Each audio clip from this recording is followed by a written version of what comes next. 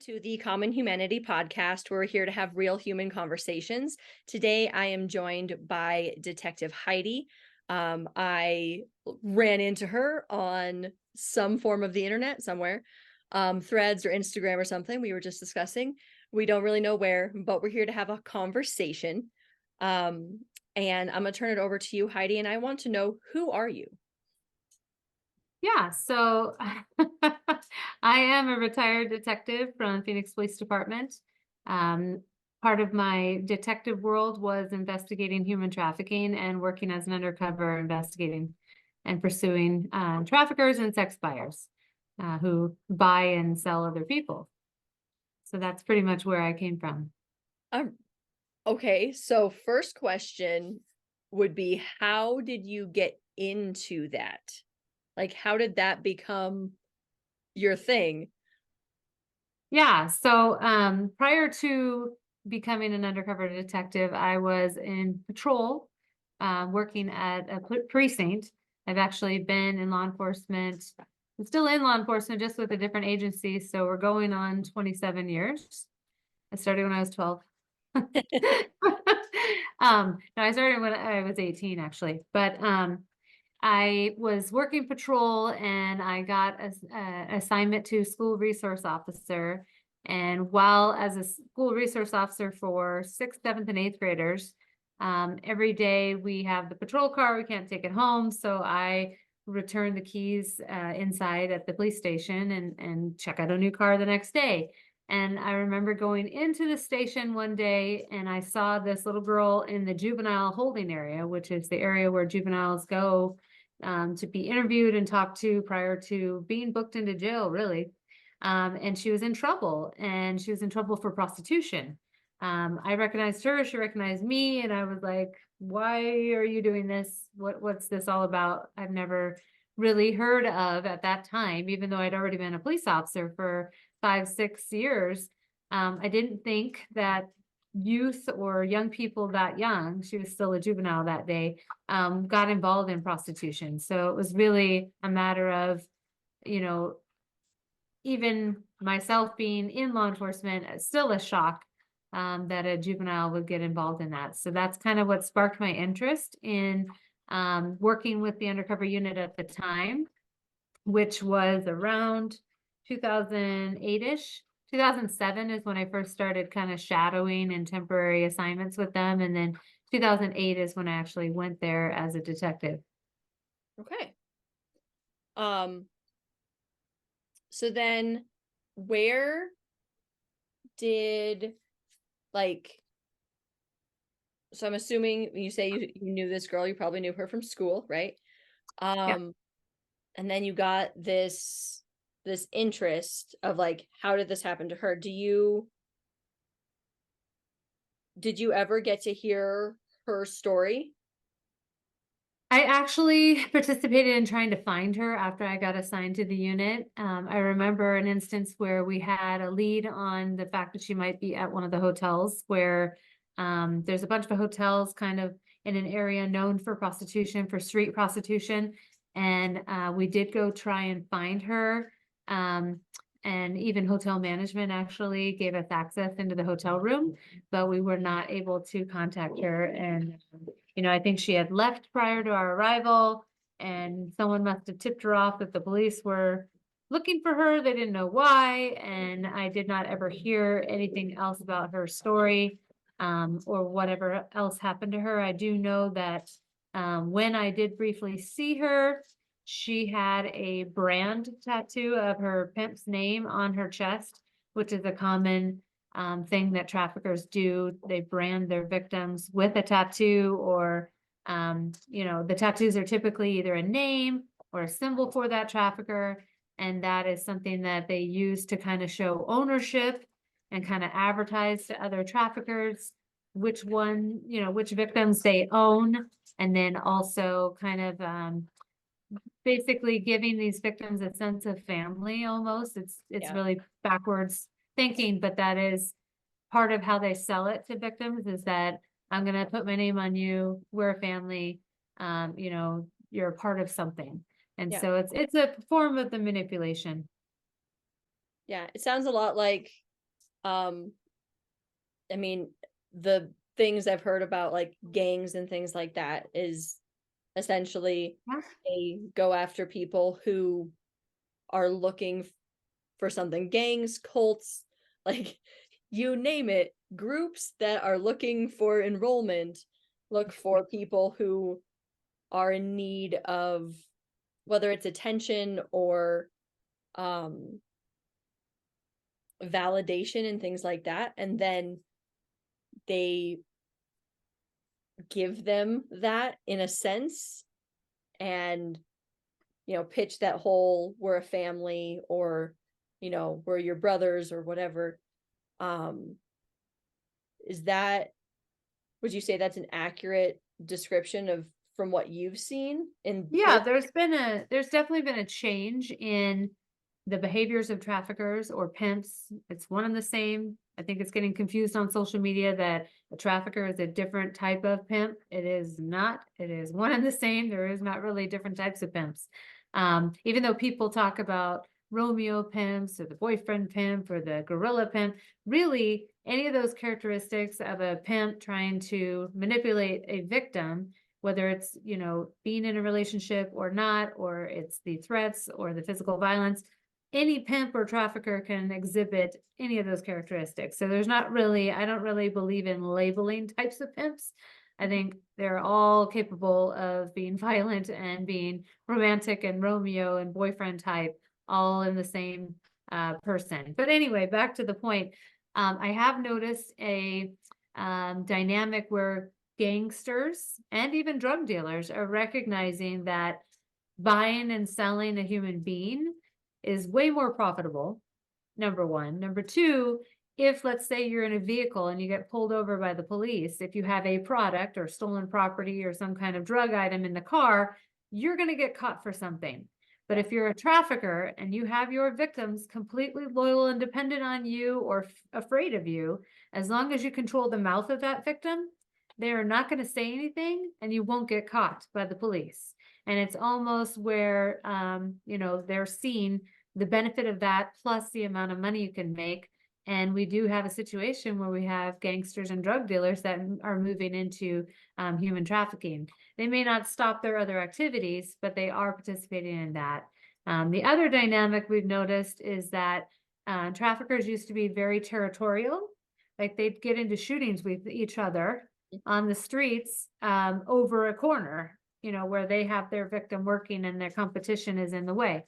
Now they're kind of linking up. They're partnering up. They're traveling together. They're intermixing their victims together. They are doing counter surveillance for law enforcement, looking out for each other, tipping their partner off that, hey, I think the cops just pulled into the hotel, or for whatever reason they believe the police are there. And so that is definitely a different dynamic that we weren't experiencing before. So there's definitely been a lot of things evolving during the time that I've been working this issue over many years. That is, I mean, not that human trafficking isn't terrifying to begin with, but I feel like it's even scarier that like they're almost incorporating like um Yeah. Well, and that's what I tell people. This is not about the sex. This is about the money. This is a business. yeah. And these individuals do not have a normal job like people think that, a normal job. They are managing the victims that they have, and they're spending all day long trying to seek out new victims to exploit so they can make more money, because that's what it's all about. what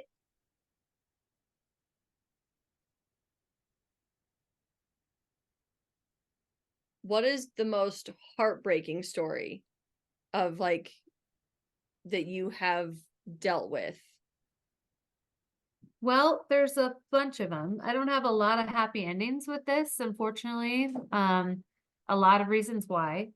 I have some victims that participate in prosecuting against their trafficker, initially at least. But the problem is that some of these investigations, and it isn't that they're waiting for law enforcement, we're done.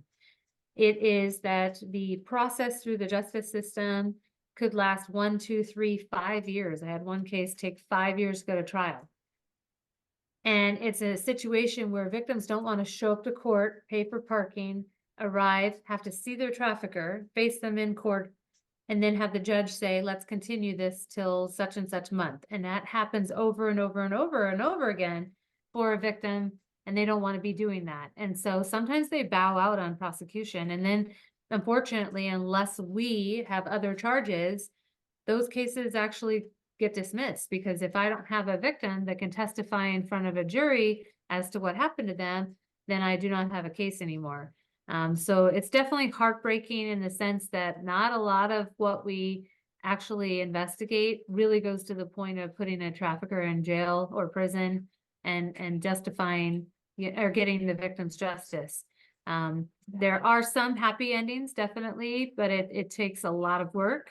It takes, everyone involved to be on a team, like a victim advocate, a survivor victim advocate. I've involved other organizations like Bikers Against Child Abuse to come and escort victims from, home to the court, through the court, if they have to go to the bathroom, back into the courtroom, all of those things.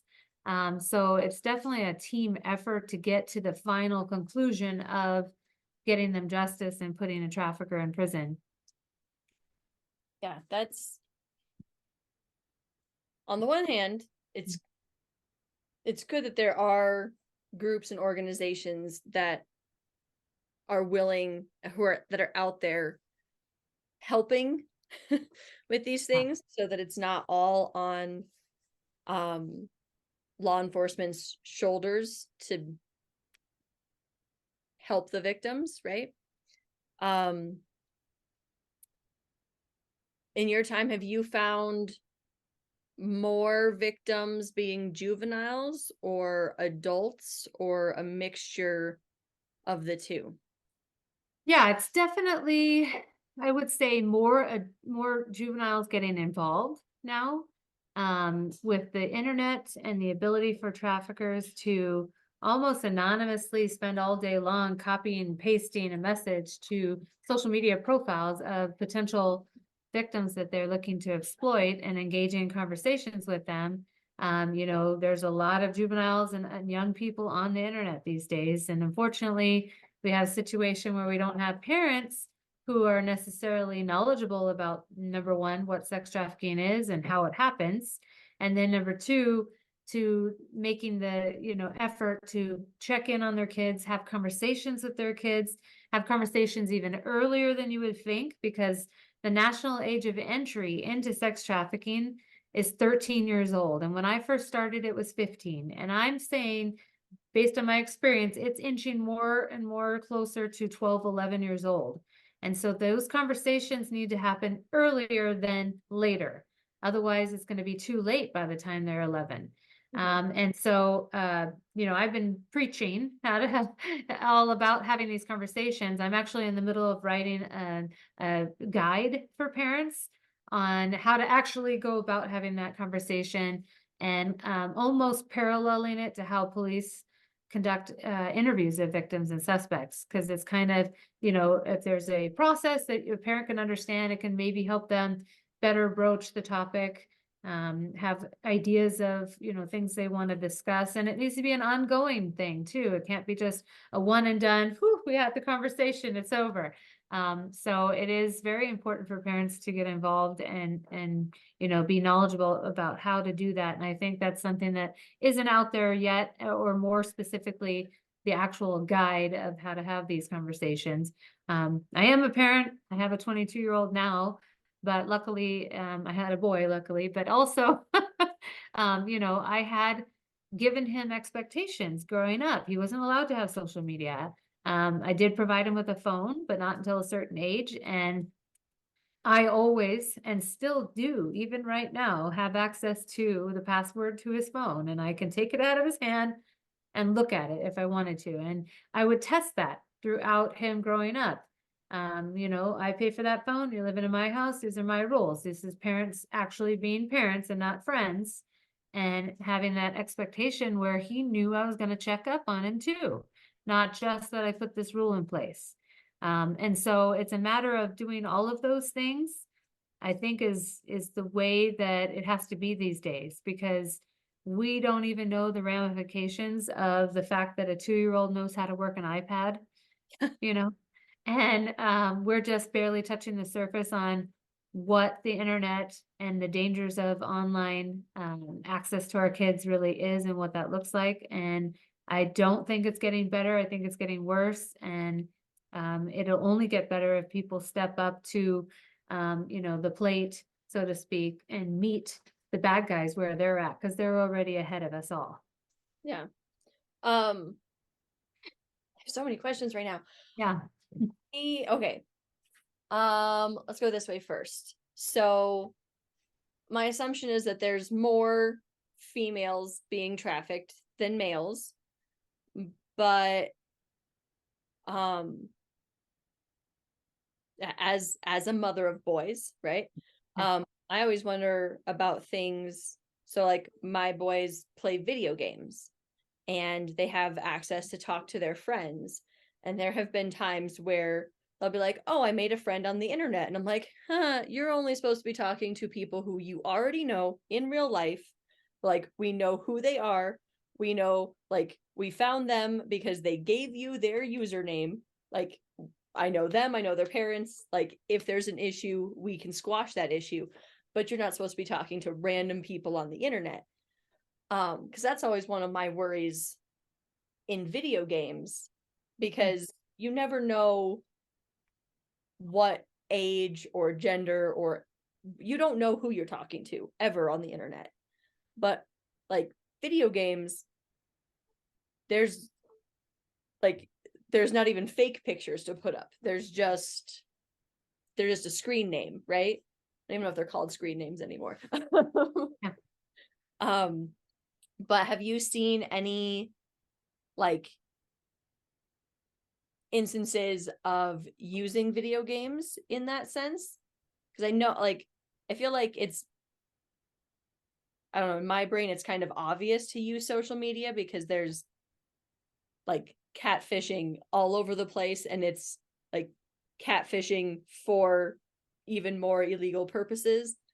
But I feel like the video game aspect gets overlooked by like most parents, if that makes sense.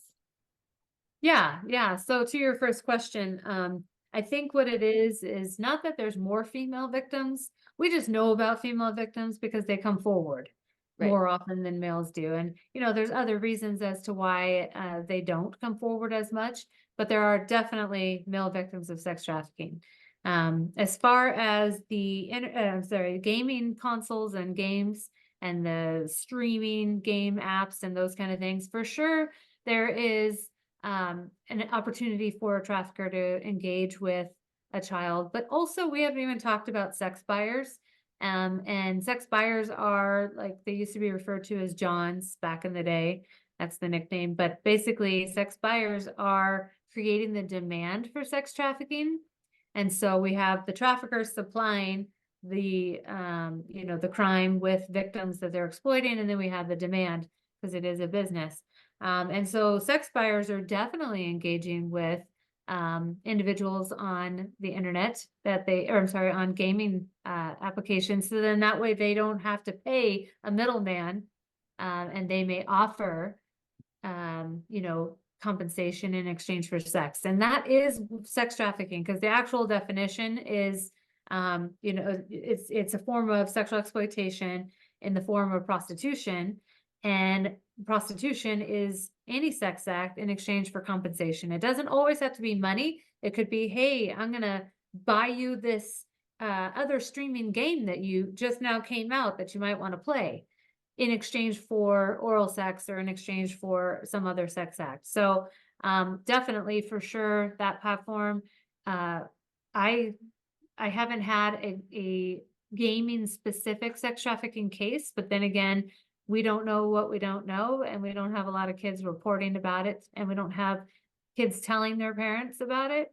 But I imagine that that is definitely a risk. And for sure, the whole dynamic of child predators are in all of these areas as well. So there's definitely three big bad guys that you would look out for, and it's sex traffickers, pimps, sex buyers, or child predators.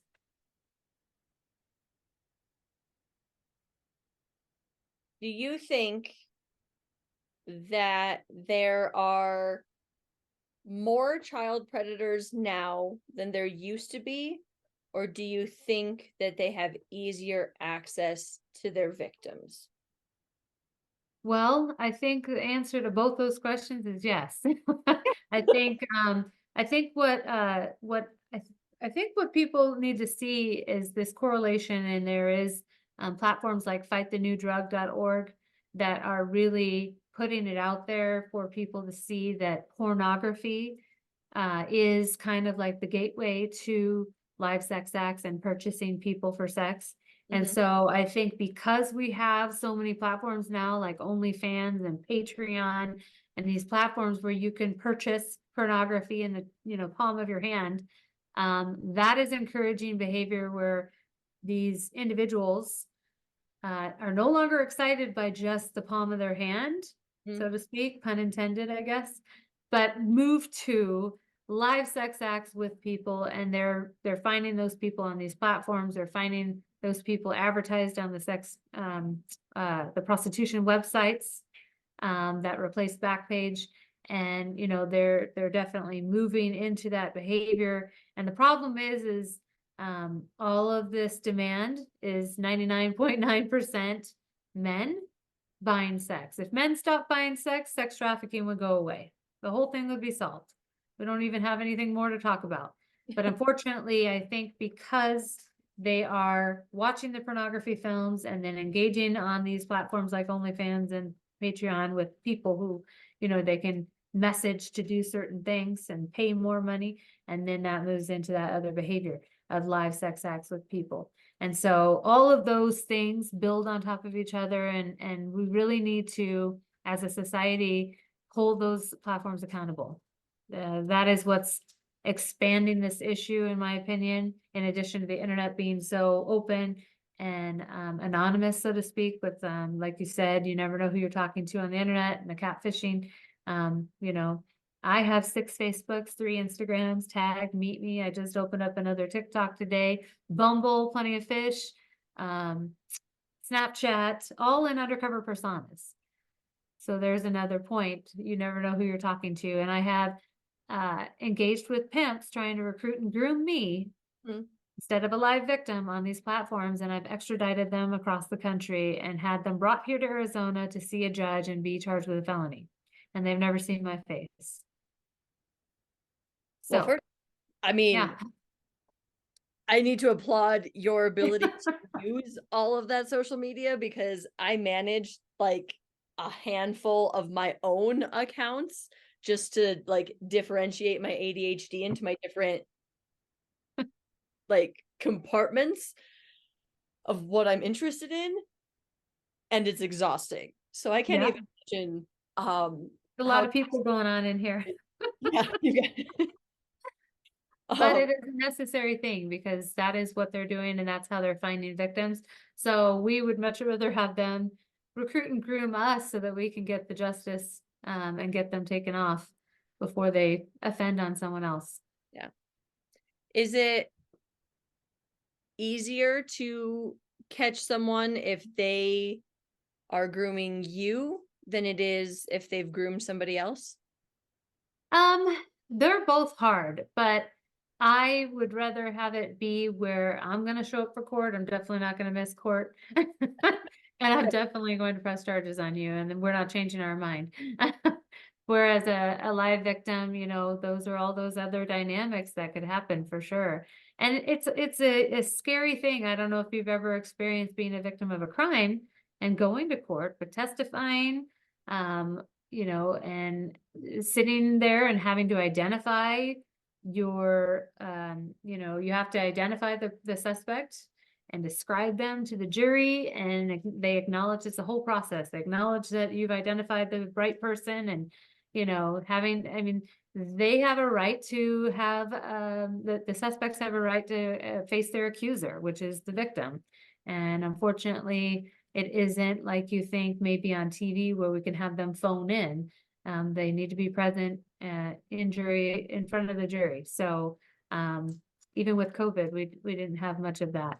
So it's a scary thing, and it's where I've told many of the victims that have gone through successful prosecution and testifying that they're the bravest people I've ever met, because that takes a lot for sure.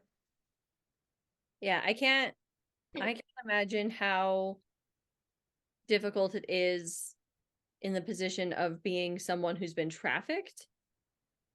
Um, I know that it is extremely difficult for people who have like been sexually assaulted um Mhm. on a personal level to do that. So being able to face that when someone is like using you for their own means, I I don't even know if I don't know if I want to say it's a higher level or a, but it seems Well, more. if you think about it, this person probably is being sexually assaulted on a regular by their pimp, but then 8 to 10, maybe even 15 to 20 other men every day. And so that's where it's a higher level, because those sexual assaults have happened on a regular basis by several different people. Yeah. And Yeah. And then also, just so you're aware, part of this whole definition of human trafficking involves force, fraud, or coercion. So there are times when victims describe those pimps being extremely violent with them, beating them up, threatening them with guns, all kinds of things, or intimidating them, threatening their family members, those kind of things. That's the coercion part of it. And those threats are very real, because a trafficker is the most reliable person you've ever met. If they say they're going to beat your ass, they're going to beat your ass. If they say they're going to get you in the car and they're going to take you to your mom's house and they're going to pull up in your mom's house, and depending on how they feel at that moment and if you changed your attitude or not, they're going to fire a gun at your mom's house. And if it hits somebody, it hits somebody. They're going to grab you kicking and screaming, shove you in the car, and drive you over there and point that gun, because they need their victims to believe that what I say is going to happen. Otherwise, why would these victims stay in this situation? So it's very real, the coercion. And then the fraud part of it is kind of the situation that's part of the initial luring, is all these false promises. I'm going to get you an apartment. I'm going to get you a car. I'm going to take you traveling. You want to go to Vegas, Miami? Let's go. I'm going to get your hair done, your nails done. I'm going to take care of you. We just got to do this for a little while. And we got to pay for all these things. And this is how you're going to help us get to all these things. And so all of those false promises, so many victims, you know, describe how the pimps promised to help their family. I had one girl whose mom and her were out on the streets homeless, and he had been chopping it up with her on Facebook. And finally, she reached out to him and said, "What is this all about that you're talking about?" And he ends up trafficking her at 16 years old. And she tells me years later, he never gave a dime to her to help her and her mom get off the streets. Not one penny. It was always, yeah, yeah, yeah, we'll get to that. Let's do this first. And she went 4 years dealing with this situation before she got away from him. And, it really changed her life, because she has a big drug problem now, and has a criminal history record and all things that, the direction of her life went a whole other way because of this trafficking situation. So that brings up another question. So someone who gets trafficked and they, in doing so, develop their own criminal record. Is there any amount of, like, if they can prove that those criminal offenses happened because of the starting point of being a victim, is there any leeway for that, for those things like being expunged from their record? Or is it something that just has to stay for forever?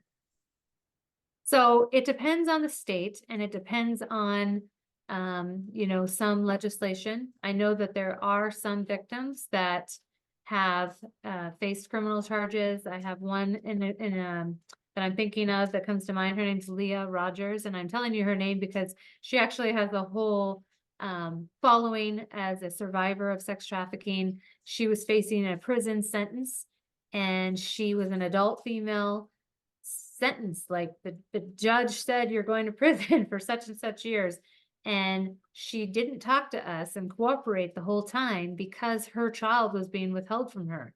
And finally, when she found out that her kid was safe with her mom, she asked for the detectives, myself, and it was actually my partner's case, but I went with her, and she told us everything that happened and the reason why she didn't tell us from before.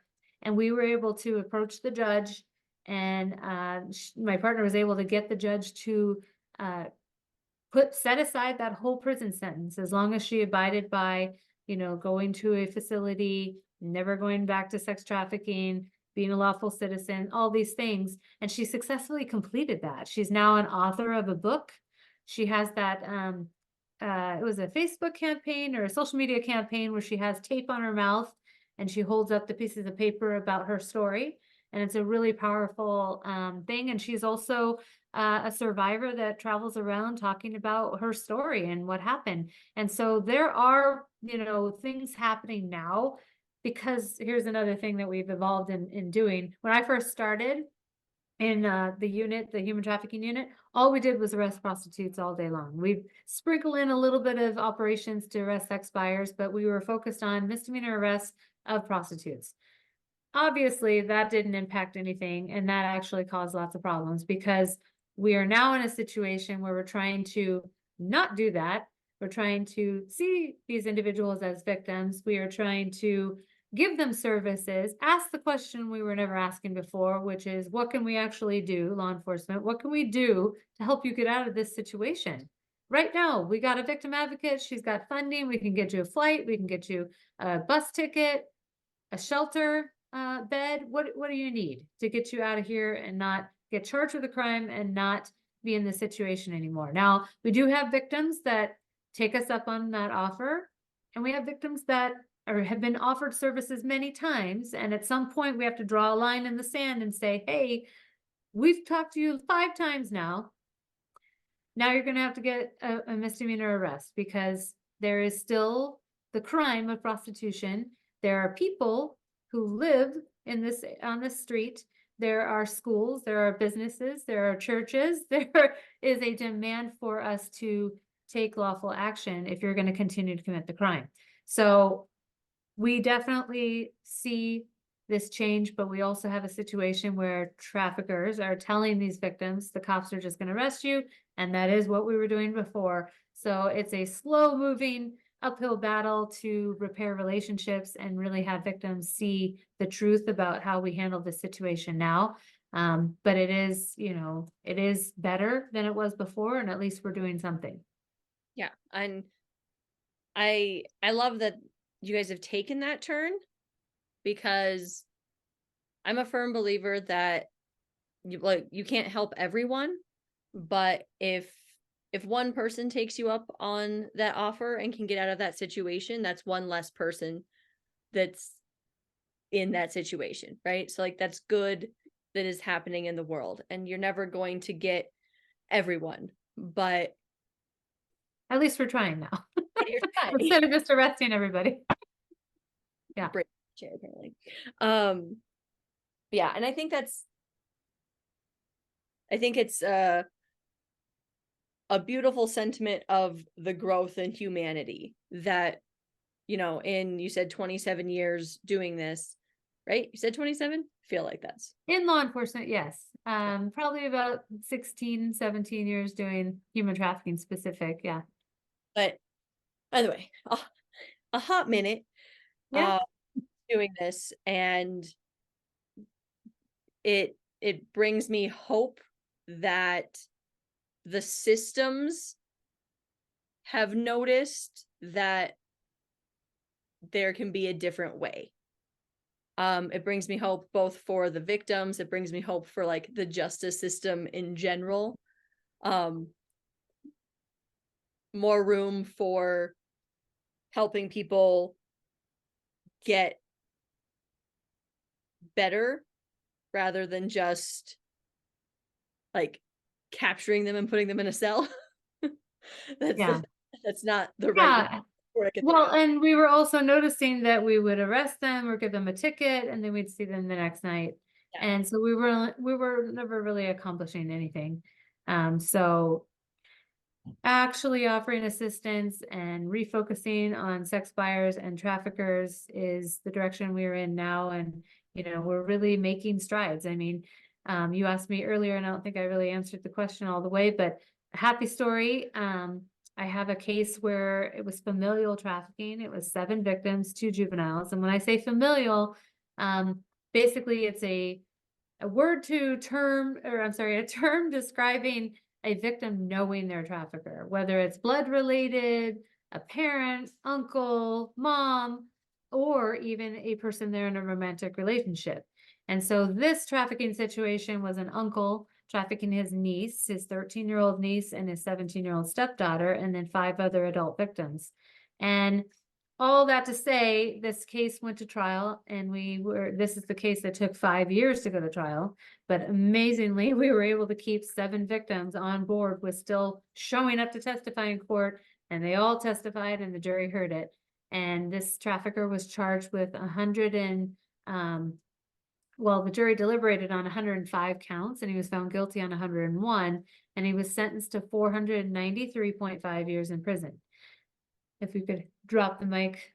I don't know Yes. if you had that sound effect. Yes, Probably find but one.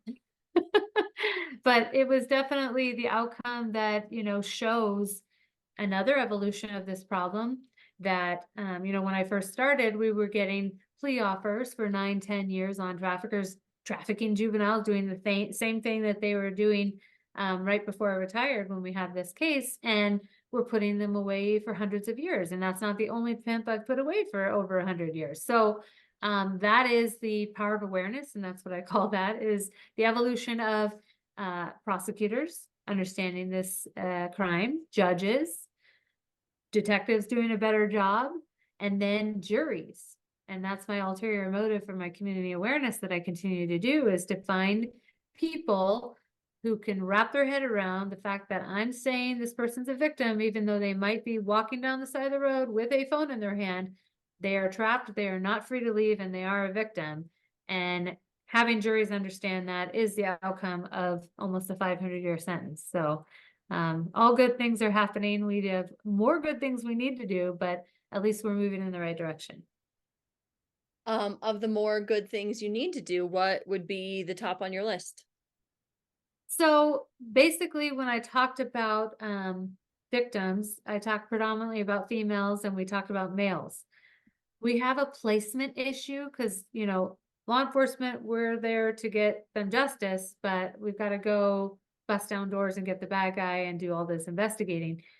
The victim needs to go through a process of recovery, and that process could take forever, like years, because we don't know how they handle trauma. And so we need services, and we need placement for these people, and we need survivor victim advocates to work with them, like people who got out to come and become involved with trafficking, because they're so much more relatable to a newly removed victim to hear from someone who's been there. And so survivor victim advocates, and then placement for special populations like males, LGBTQ plus, transgender. We need placements for them, because right now all we really have is placements for females. And those places are actually full. And so we need more of that and more of this. And so there's continuing things that we still need to be doing for sure. And then Uh, obviously more work on getting people's records expunged. I didn't answer that question fully either, but definitely I started to say it's a state by state thing and a case by case thing. But certainly we are recognizing that, someone who's involved in trafficking may be also forced to sell drugs for their trafficker, may be forced to also consume drugs for their trafficker as part of their control. And so if they were arrested for those kind of things, there should be some kind of understanding and a option for them to not be held accountable as much as a person who's making the choice independent of someone forcing them to do those things. So certainly that understanding, and people are coming around to helping victims, survivors that get out of the life to go revisit that with the courts. And there's actually people who are having their records removed and taken care of. So it's definitely also a positive thing happening. That is good to hear. Yeah. Do you see,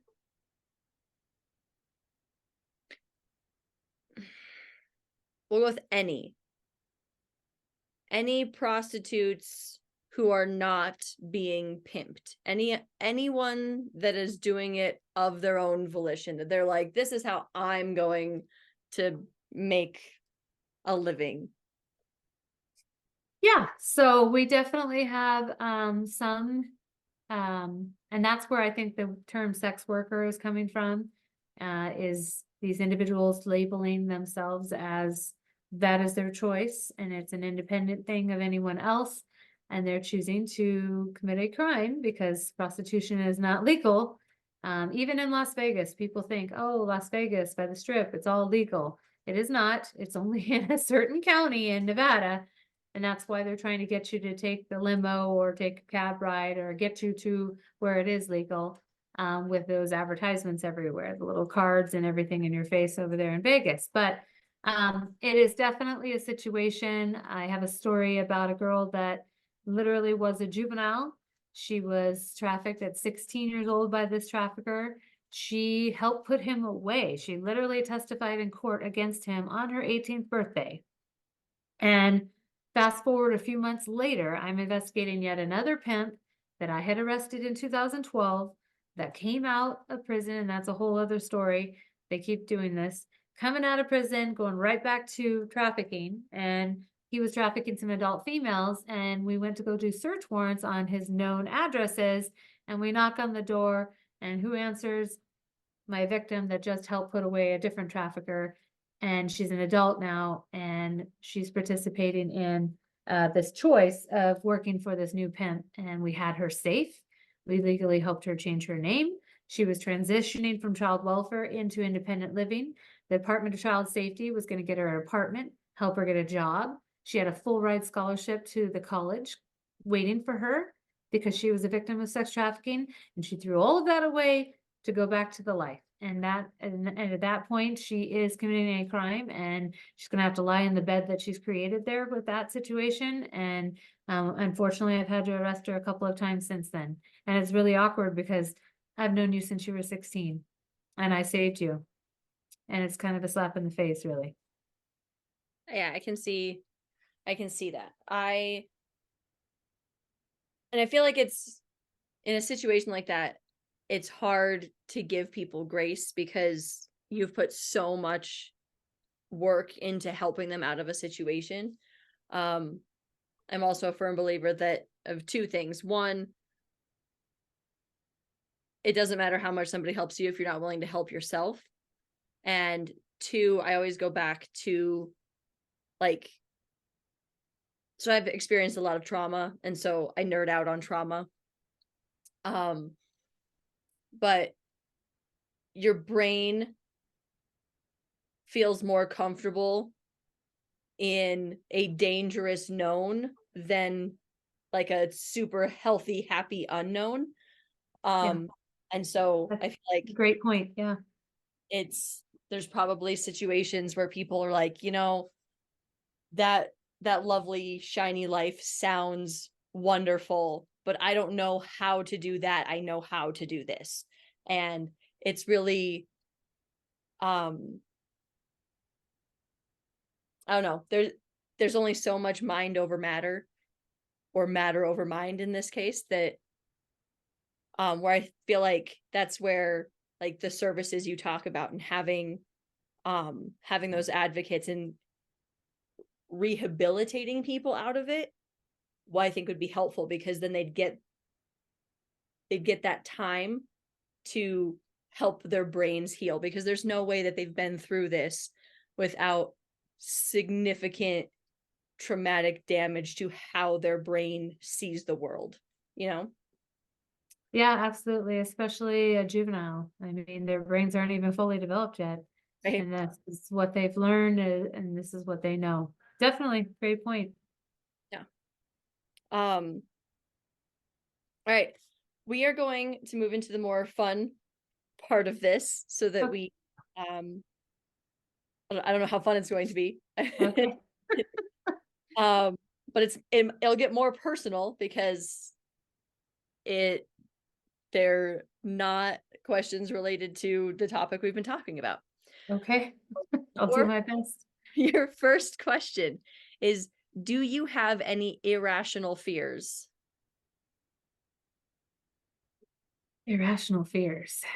Hmm.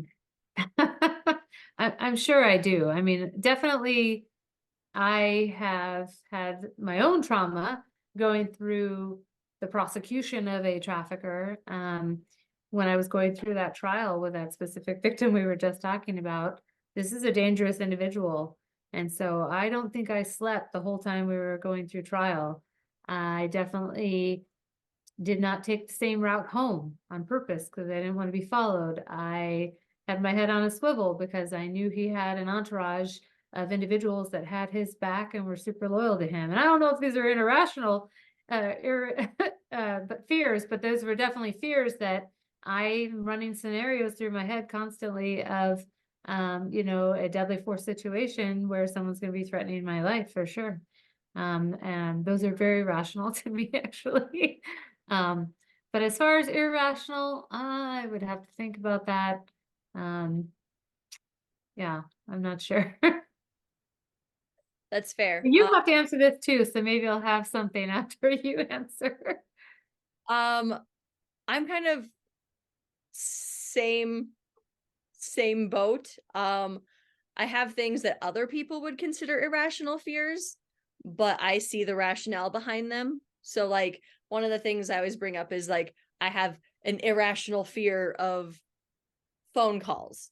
I don't have an irrational fear of phone calls. I have I get anxious because I've learned this in adulthood, like as a growing up as a kid, it was like I don't like to answer the phone. I don't like I'm too scared to call people, and like it I only understood it as fear.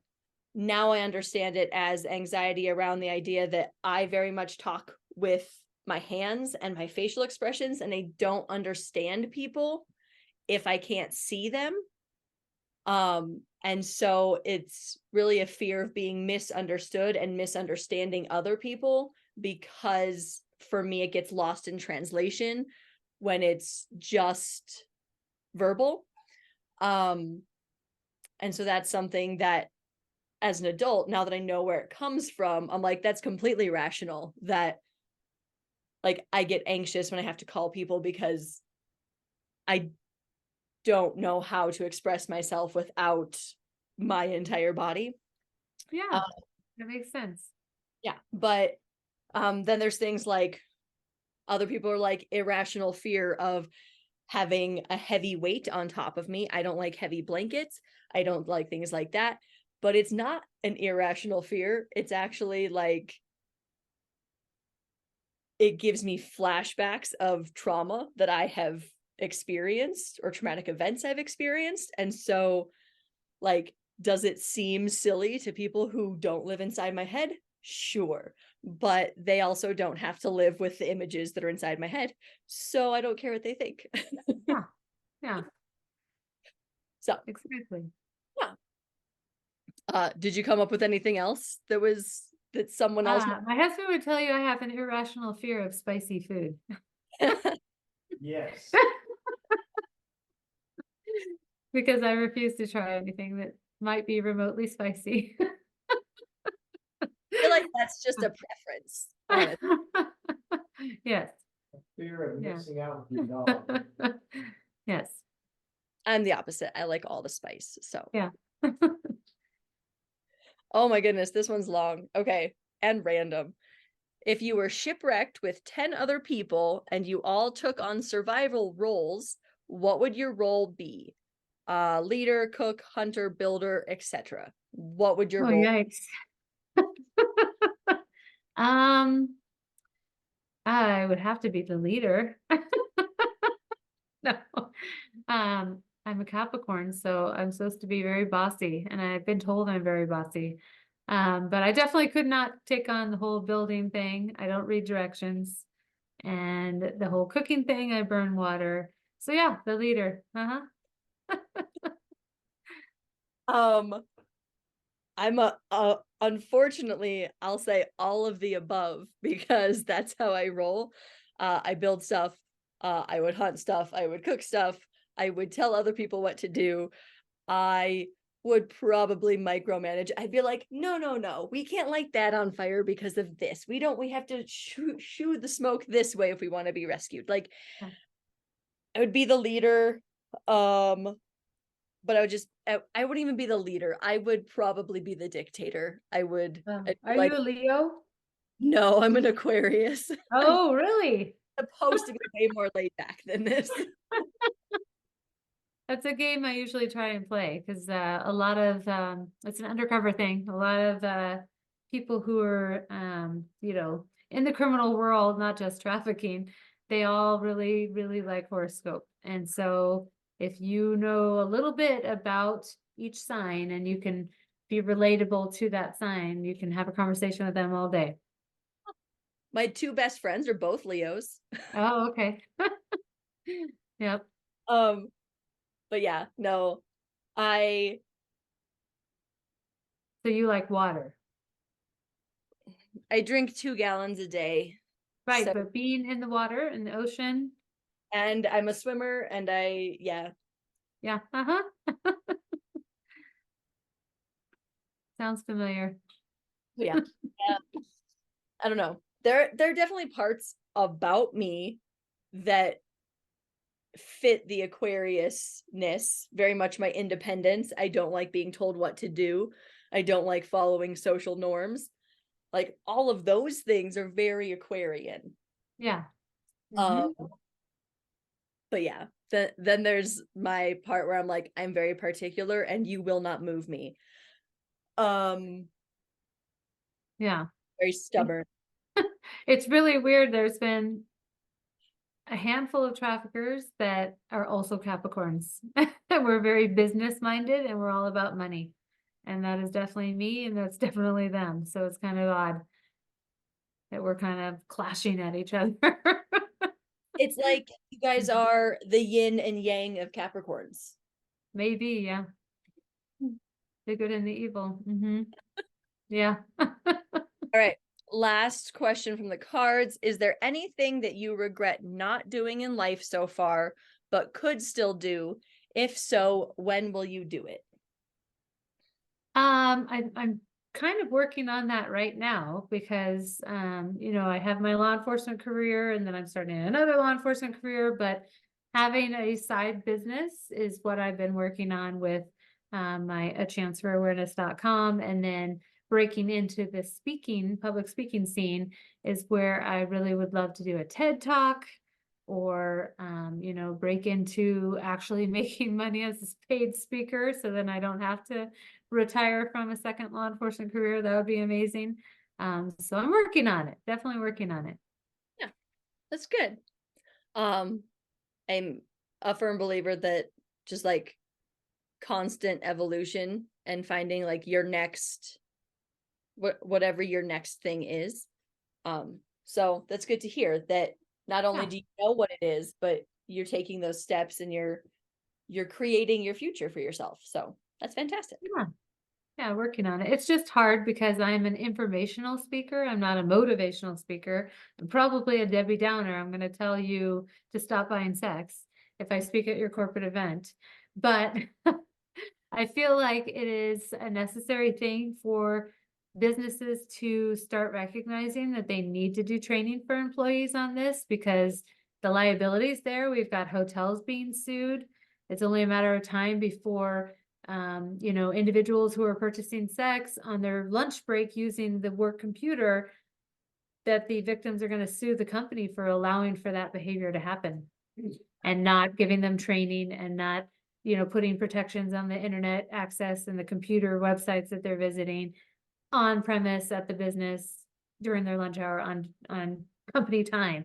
So, it's one of those things where I'm hoping to, get businesses to really recognize the need for training. And then obviously that will result in hopefully telling sex buyers how they're contributing to the problem so they stop doing that and make a behavior change. Yep. And then also the awareness of potential jurors and all of those employee conferences. That's all a goal of mine for sure. And I think that's beautiful. And I think awareness, there's so many things to be aware of in this world, which I think is where it gets hard for a lot of people.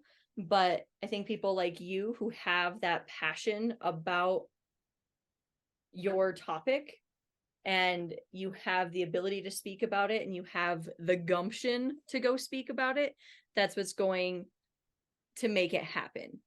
So like you're saying, all of these different places should be trained on how to keep trafficking from happening. One of my passions is suicide prevention.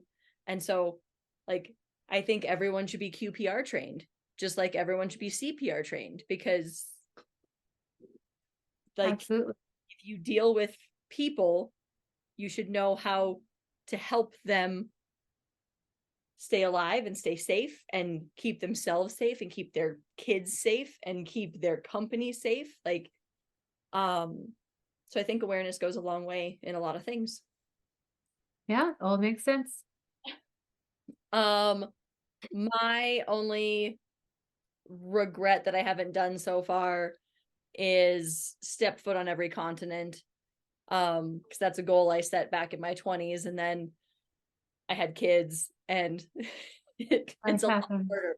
So, when I will do it, it will happen. My next trip will be with my mom to Peru. So, because that's where she's always wanted to go. So I'm gonna take her, and I'm gonna make her travel and keep her safe, because she's terrified of going anywhere. So, Yeah. um, Yeah.